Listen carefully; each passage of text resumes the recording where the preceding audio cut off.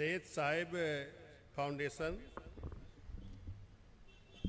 साथियों, महामानव के रूप में सेठ साहिब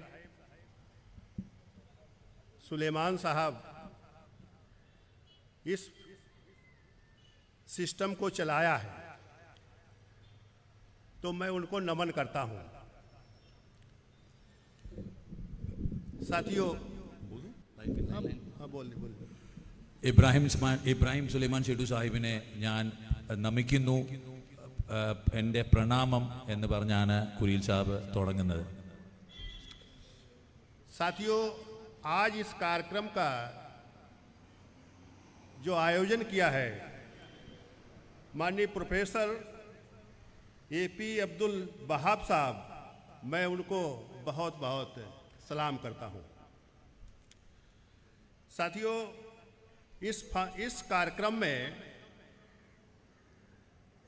चेन्नई से और तमाम प्रदेशों से जो हमारे पुराने सीनियर लीडर्स आए हैं, और उसमें से चेन्नई से माननीय मोहम्मद बशीर साहब, ये पुराने हमारे साथी हैं, और हमारे बीच में पूर्व विधायक के MG के निजामुद्दीन साहब। तो साथियों, उत्तर प्रदेश से हमारे साथ चेतना फाउंडेशन चलाने वाले पूर्व सेशन जज BD नकवी साहब यहाँ पर आपके बीच में आए हैं, और उनका हमें इसलिए स्वागत करना है कि महामानव सेठ साहब के उस सिद्धांत, उस विचार को आगे बढ़ाने का काम कर रहे हैं। इसलिए मैं उनको विशेष तौर से यहाँ लाया हूँ, रिक्वेस्ट करके कि भाई इस सेमिनार में शामिल हो। और हमारे बीच में मनोज कुमार साहब, नायर साहब, ये विशेष तौर से हमको यहाँ इनवाइट किया है, और सरमत खान साहब, और यहाँ बैठे तमाम प्रबुद्ध हमारे साथी, इसके जो हिस्सा है, उन सबको मैं सलाम करता हूँ। और मैं इस फाउंडेशन कार्यक्रम में जो शामिल हुआ हूँ, क्योंकि हम वर्किंग प्रेसिडेंट INL का आज भी हूँ, लेकिन देश में जो फिरका फिरस्ती चल रही है, और ये कार्यक्रम महामानव सेठ साहिब फाउंडेशन के रूप में सेठ साहिब सुलेमान साहब के उस कृतित्व के लिए हुआ है, जो इस देश में सेकुलरिज्म पूरे देश में लागू करना चाहते थे, और इस देश में अपना हिस्सा बनाना चाहते थे। उस समाज के लिए ये कार्यक्रम बढ़ना चाहिए कि हम इस देश के हिस्सेदार हैं, या हिस्सा हमें लागू कराना है। तो केवल हिस्सा लेने की बात नहीं है, बात यह है जो इस देश में निर्माण हो रहा है, जो इस देश को विकास के रास्ते से जोड़ा जा रहा है, उसमें हमारी हिस्सेदारी होना चाहिए, क्योंकि यह देश हमारा है। इसलिए साथियों, इस कार्यक्रम में विशेष तौर से हम शामिल होने के लिए आया हूं आपके साथ, और आप सभी का मैं इसलिए स्वागत करता हूं कि आप सभी लोग समय निकाल कर यहां इस कार्यक्रम में शामिल हुए हैं। इसके लिए मैं सभी का स्वागत करता हूं, सभी का सम्मान करता हूं, और इस कारवां को केवल केरल तक नहीं, इस कारवां को पूरे देश में ले चलना है, क्योंकि यह देश में अगर आप नहीं आगे बढ़े, और ये महामानव सेठ साहिब सुलेमान के उन सिद्धांत को, उन विचार को अगर लेके आगे नहीं चले, तो फिर यह देश खतरे में जा रहा है। इस देश में आपका वजूद। കുരീൽ സാഹിബ് ഈ വേദിയിലിരിക്കുന്ന എല്ലാ നേതാക്കളെയും നമസ്കാരം പറഞ്ഞുകൊണ്ട് വർണ്ണിച്ചുകൊണ്ട് എല്ലാവർക്കും നന്ദി പറയുകയാണ് അദ്ദേഹത്തിനെ ഇവിടെ ക്ഷണിച്ചതിന്. അദ്ദേഹം ഇന്ത്യൻ നാഷണൽ ലീഗിൻ്റെ ദേശീയ വർക്കിംഗ് പ്രസിഡൻ്റാണ്. അദ്ദേഹത്തിന് സെക്കുലറിൻ്റെ മതനിരപേക്ഷ ഒരു വ്യവസ്ഥയുടെ മൂല്യം കൃത്യമായിട്ട് അറിയാം. അദ്ദേഹം പറയുന്നത് മതം ഏതായാലും വേണ്ടില്ല, എല്ലാ ജനങ്ങളും എല്ലാ പ്രവർത്തകരും ഒരുമിച്ച് രാജ്യനിർമ്മാണത്തിന് വേണ്ടി പ്രവർത്തിക്കണം. അവിടെ ജാതി മത വേർതിരിവ് പാടില്ല, എല്ലാവരും ഒരുമിച്ച് നിന്ന് വേണം ഈ രാജ്യവികസനത്തിന് വേണ്ടി പ്രവർത്തിക്കാൻ എന്നാണ് അദ്ദേഹം പറഞ്ഞു നിർത്തിയത്. तो साथियों, इस देश में रहने वाला हर व्यक्ति इस देश का है, वो नागरिक है और सारा उस सिस्टम से हमें चलना है जो महामानव सेठ सुलेमान साहब ने हमें रास्ता दिया था, जिसके लिए उन्होंने उस समय मंत्री पद पर रहते हुए भी और इस सिस्टम के लिए अलग हुए और इस नई एक सिस्टम सामने लाए जो एक पार्टी के रूप में इंडियन नेशनल लीग के रूप में बनाया गया, जो मुस्लिम लीग से अलग हुए। तो साथियों, ये उनकी विचारधारा को हमें लेके चलना है और लोगों तक स्थापित करना है, क्योंकि ये उनकी विचारधारा, ये उनकी सोच इस देश के संविधान से जुड़ता है। बाबा भीमराव अंबेडकर के उस अंबेडकराई सिद्धांत से जुड़ता है। इसलिए इस देश में रहने वाले हर उस डिप्रेस्ड क्लास के लोग, चाहे दलित हो या पिछड़ा हो या आदिवासी हो या माइनॉरिटीज के लोग हो, ये सभी को प्यार मोहब्बत भाईचारे में लाकर आगे कारवां को ले चलना है। इस देश को आदर्श भारत बनाना है। तो साथियों, उन्होंने जो बौद्ध सिस्टम को अडॉप्ट किया, अर्थात इस सिस्टम को एक वैज्ञानिक ढंग से लेके चलने का काम किया है, तो इसलिए उस वैज्ञानिक आधार को हमें मजबूत करना है, तभी यह देश आदर्श भारत बनेगा। आदर्श भारत बनाने के लिए हमें अपना संकल्प लेना है कि केवल केरल में नहीं, ये हर इस देश के प्रदेश में जाना है, हर जिले में जाना है, हर गांव में जाना है और हर गांव के लोगों को इसमें जोड़ना है उस सिस्टम से, क्योंकि यह किसी समाज के लिए, किसी धर्म के लिए अकेले नहीं है, या इस देश में रहने वाले हर उस व्यक्ति के लिए है जो इस देश का हिस्सा है। इसलिए इस समूह को, इस कारवां को आगे बढ़ाना है। साथियों, ഇബ്രാഹിം സുലൈമാൻ സേട്ടു സാഹിബ് വിഭാജനം ചെയ്ത രീതിയിൽ മതത്തിൻ്റെ കാലം കഴിഞ്ഞു. മതനിരപേക്ഷ പാർട്ടികളുടെ കാലമാണിനി അങ്ങോട്ട്. അതുകൊണ്ട് ഓരോരുത്തരും ഭീംറാവു അംബേദ്കർജി കാഴ്ചപ്പാടനുസരിച്ച് ഇന്ത്യൻ ഭരണഘടന രൂപീകരിച്ചനുസരിച്ച് എല്ലാ മതങ്ങൾക്കും തുല്യ പ്രാധാന്യം കൊടുത്ത് എല്ലാവരും ഭാരതത്തിൻ്റെ നിർമ്മാണത്തിൽ ഒറ്റ കൈകോർത്ത് മുന്നോട്ട് പോകണം, മുന്നോട്ട് വരണം എന്നുള്ള കാര്യമാണ് അദ്ദേഹം സൂചിപ്പിച്ചത്. यदि अपने समूह को, अपने धर्म को, अपने आप को मजबूत करना चाहते हो तो इस देश के संविधान को स्वीकार करना होगा और उसके आधार पर ये जो फाउंडेशन है ये काम कर रहा है। ये काम करने का संकल्प हमें लेना होगा, आगे बढ़ना होगा।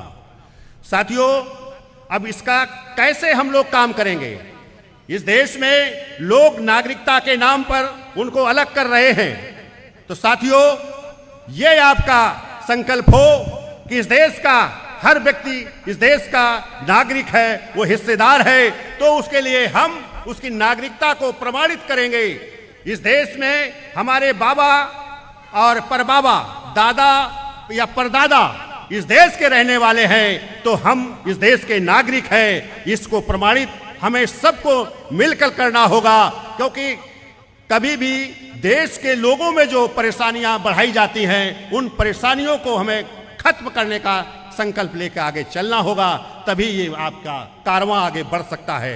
दूसरा, इस देश में कमजोरों के लिए, जो पिछड़ा समाज है, जो अल्पसंख्यक है, उनको जो भागीदारी नहीं देना चाहते, तो उसकी जितनी संख्या उसकी उतनी हिस्सेदारी बनती है, तो उसकी जनसंख्या को भी हम लोग प्रमाणित करने का एक कारवां बनाकर चलेंगे, जिससे कि हर व्यक्ति की ये पहचान हो सके कि उसकी इतनी संख्या है और वो इस देश का लोगों का हिस्सेदार है, उस हिस्सेदारी के लिए हमें खड़ा होना है, तभी ये फाउंडेशन हमारा साकार होगा। उस स्थिति पर हमें पहुंचना है। മതനിരപേക്ഷ രാജ്യം എന്നുള്ള സങ്കല്പം ഇബ്രാഹിം സലിമാൻ ചേട്ടു ഫൗണ്ടേഷനിൽ കൂടെ നമ്മൾ യാഥാർത്ഥ്യമാക്കണം. നമ്മൾ അതിനുവേണ്ടി മതത്തിനുപരി എല്ലാവരും കൈകോർത്ത് ഒരേപോലെ പ്രവർത്തിച്ച് രാഷ്ട്ര നിർമ്മാണത്തിൽ പങ്കാളിത്വം ആകണം എന്ന് ആണ് അദ്ദേഹം പറഞ്ഞു നിർത്തിയത്.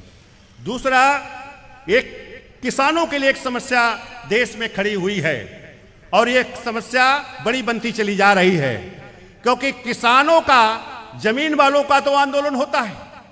जो इस देश में भूमिहीन है किसान, उसको उसमें शामिल नहीं किया जाता है, ये खामियां हैं। जो मजदूर किसान है उसको शामिल नहीं किया जाता है। इसलिए साथियों, इस देश में भूमिहीन किसान, मजदूर किसान को भी उसमें शामिल करना है। वो इस तरह से कि जो सरकारी मानक बना है, हम यूपी का जो मानक है वो 3.25 एकड़ का है। जो भूमिहीन किसान को जो जमीन 3.25 एकड़ दी जानी चाहिए, और उसे वर्तमान में अगर जमीन नहीं है तो उसे मूल्य आधारित ऊसर, जंगल, नदी, नाला, तालाब, जो भी सरकारी भूमि है वो उस भूमिहीन किसान को मिलना चाहिए। उसके लिए संघर्ष हमें बनाना होगा। दूसरा, जो मजदूर किसान है उसके लिए 15,000 रुपया मासिक वेतन का बनाना होगा। अगर वो नौकरी नहीं दे पाते हैं, रोजगार नहीं दे पाते हैं, तो उसके लिए जो अनुदान देने जा रहे थे 15 लाख, वो जुमला ठहरा दिया। तो बिना ब्याज के 1,000 से 15 लाख तक उसको बिना ब्याज के 10 वर्षों के लिए देना होगा।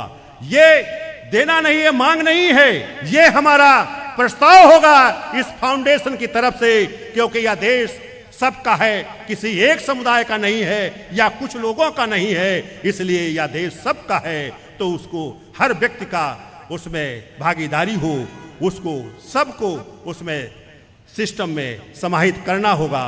इसलिए ഈ രാജ്യത്തെ കർഷകർക്ക് എല്ലാവർക്കും അവർക്ക് മിനിമം ഒരു 15 ഏക്കർ വസ്തു വെച്ചെങ്കിലും കൊടുക്കണമെന്നാണ് അദ്ദേഹം ഈ ഫൗണ്ടേഷനിൽ കൂടെ ആവശ്യപ്പെടുന്നത്. അവർക്ക് പ്രവർത്തിക്കാനും രാജ്യനിർമ്മാണത്തിലേക്ക് അവർക്ക് കാര്യങ്ങൾ അവരെ കൊണ്ട് ഒക്കുന്ന രീതിക്ക് ചെയ്യാനുമായിട്ടൊക്കെ കർഷകർ അവരെ കൊണ്ട് ഒക്കുന്ന എല്ലാ രീതിയിലും സഹകരിക്കാനായിട്ട് ഈ ഉത്തർപ്രദേശിൽ 3.25 ഏക്കറാണ് ഒരു കർഷകന് സർക്കാർ 3.25 ഏക്കറാണ് ഒരു കർഷകന് സർക്കാർ അലോട്ട്മെൻറ്റിൽ കൊടുത്തിരിക്കുന്നത്. അതുപോലെ എല്ലാ രാജ്യത്തും സേഠു സാഹിബ് ഫൗണ്ടേഷനിൽ കൂടെ ഇതിനു വേണ്ടി പ്രക്ഷോഭം നടത്തണം, ആന്തോളനം നടത്തണം, നടത്തിക്കൊണ്ട് ഇതിനു വേണ്ടി വേണ്ട അവകാശങ്ങൾ നേടിയെടുക്കാനായിട്ട് സേഠ് സാഹിബ് ഫൗണ്ടേഷനിൽ കൂടെ നമ്മൾ വേണ്ട രീതിയിൽ പോരാടി അത് നേടിയെടുക്കണം എന്ന് പറയുന്നു. वीडियो नहीं बनवाया ना जी सर, वीडियो बनवाना चाहिए था ना. बन रहा है सर, बन रहा है. तो साथियों, वो देखिए बन रहा है वहाँ पर. जो बड़ा ऊंचाई पर है, पैसे वाला है या बड़े पद पर है या बड़े कारोबार पर है, तो उसे थोड़ा झुकना होगा और नीचे वाले को ऊपर उठना होगा. दोनों को मिलाना होगा कि इस देश में हर व्यक्ति रोजगार हो सके, कि उनका पैसा है तो इनका श्रम है. जिस तरह ऐसी व्यवस्था हमें चलानी होगी इस देश में, क्योंकि आज तक पूरे देश का ये माहौल खड़ा है. जिसका हम विरोध करते हैं उसी का अनुसरण भी करते हैं. अनुसरण करने का मतलब ये, जो मनुवाद का विरोध करते हैं, मानव श्रेष्ठता का जो हम विरोध करते हैं और जाति को, धर्म को एक साथ जोड़ने की बात करते हैं, लेकिन ये हम जोड़ नहीं पाते हैं. क्योंकि हम जैसे जैसे उस ऊंचाई को पाते हैं तो हम उस मधुवादी सिद्धांत को स्वीकार करते हैं. एक उदाहरण के तौर से मैं बताऊंगा, जिसका मैं हिस्सा था, बहुजन समाज पार्टी का, बहन मायावती का. लेकिन बहन मायावती उस कारवां से चली थी नीचे के लोगों को अधिकार दिलाने के लिए, लेकिन वो आगे जाने के बाद वो उस सिस्टम में हो गई जिस सिस्टम के विरोध में थी, उस सिस्टम के साथ हो गई, जिसके कारण से ये आज अब व्यवस्था कायम हुई है, अन्यथा इस देश में केवल बहन मायावती ही प्रधानमंत्री हो सकती थी, दूसरा कोई नहीं हो सकता था। ऐसा देश का माहौल बना था, लेकिन उनके कारण से पूरा समाज डैमेज हुआ। आज हम लोग उस मनुवाद के कारण इस स्थिति पर पहुंचे हैं, तो हमें उसके विरोध में काम करना होगा। हम अपने को कैसे इस देश का हिस्सेदार बनावें, ये कारण है देश का। പൈസയുള്ളവരും സമ്പന്നന്മാരും അവർ താഴെ ഇല്ലാത്ത ആൾക്കാർ, അല്ലെങ്കിൽ പൈസയ്ക്ക് ബുദ്ധിമുട്ടുന്ന ആൾക്കാർ, അല്ലെങ്കിൽ സ്വത്തില്ലാത്ത ആൾക്കാർക്ക് വേണ്ടി അവർക്ക് വേണ്ടി പ്രവർത്തിക്കണം. അവരെയും കൂടെ അവരുടെ നിലയ്ക്ക് ഉയർത്തിക്കൊണ്ടുവരണം എന്നുള്ളതാണ് ഇപ്പം ഇവിടെ പറഞ്ഞത്. രണ്ടാമത്തെ കാര്യം, മായാവതിജി ഉത്തർപ്രദേശിൽ ഇന്ന് മോദിജിക്ക് സബ്സ്റ്റിറ്റ്യൂട്ട് ആകണമായിരുന്നു എന്നാണ് പറഞ്ഞത്. അവർക്ക് പറ്റിയ ഏറ്റവും വലിയ പരാജയം, അവരൊന്നുമില്ലാത്തടത്തുനിന്ന് വന്നിട്ട് അവർ സൊസൈറ്റിയിൽ അല്ലെങ്കിൽ സമൂഹത്തിൽ അവർ ഉയർച്ചയിലേക്ക് ചെന്നപ്പോഴത്തേക്ക് അവരുടെ വർഗസ്നേഹം അല്ലെങ്കിൽ ആ പാവങ്ങളെ മറന്ന് പ്രവർത്തിച്ചതുകൊണ്ടാണ് അവർക്ക് അധികാരം നഷ്ടപ്പെട്ടതും അവർക്ക് ഇന്ന് ഉത്തർപ്രദേശിൽ ഒരു സീറ്റിലേക്ക് അത് പതിക്കേണ്ടി വന്നതും എന്നാണ്. आप लोग अपने अधिकार लेने के लिए तैयार हो और यह देश उस विकृत सामाजिक व्यवस्था से अलग होगा। वो लोग या तो आपसे मिलकर चलेंगे या फिर इस देश को छोड़ने के लिए मजबूर हो जाएंगे, ये मैं वादा करता हूं।